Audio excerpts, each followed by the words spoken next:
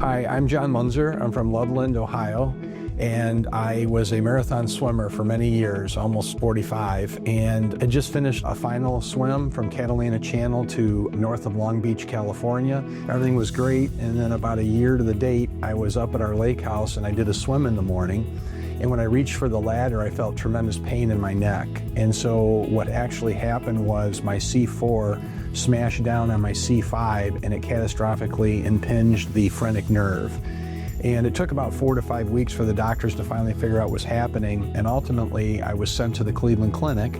And while at the Cleveland Clinic, they have a specialty group there of the phrenic nerve and the diaphragm. And that was the first that I heard of Dr. Kaufman. So I researched Dr. Kaufman. They confirmed at Cleveland Clinic that I had a catastrophic impingement and the nerve was damaged severely to the point where really my diaphragm stopped working on the left side 100%, and that didn't allow my lung then to fill up past about 50% on the oxygen. When I noticed the injury, it was I felt the pain in the neck, and when I got back over the next couple of weeks, it continued to radiate down the left shoulder. It was very intense pain, and I jumped in the pool and I couldn't breathe. Out of nowhere, it was as if I had jumped into concrete. So we knew something was wrong, and that's really what started everything in motion, to the doctors, to the hospital, and then to Cleveland Clinic.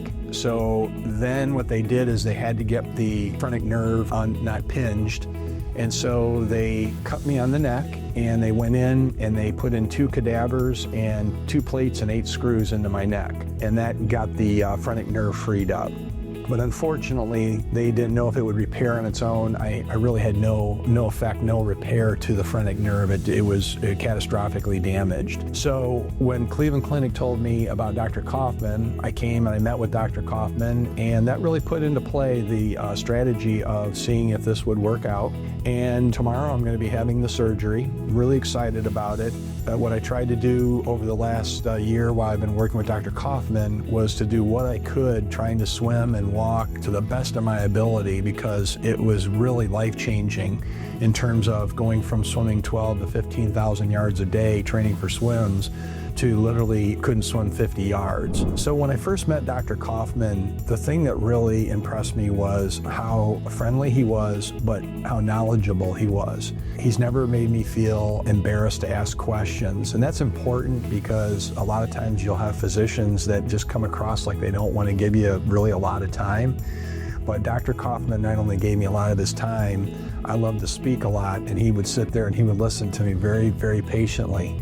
So the biggest thing that I really appreciate about Dr. Kaufman was he was a great listener, and he really dug into my past athletic background. He really understood what the injury was and how it was caused, and he worked with my doctors not only at Cleveland Clinic but there in Cincinnati with the surgeons that put the 2 plates and 8 screws in my neck to fix the initial problem, all the way to the pulmonary team. I had 5 teams of doctors of all different specialties, from thoracic to pulmonary to my everyday physician, all trying to figure out what had happened to me.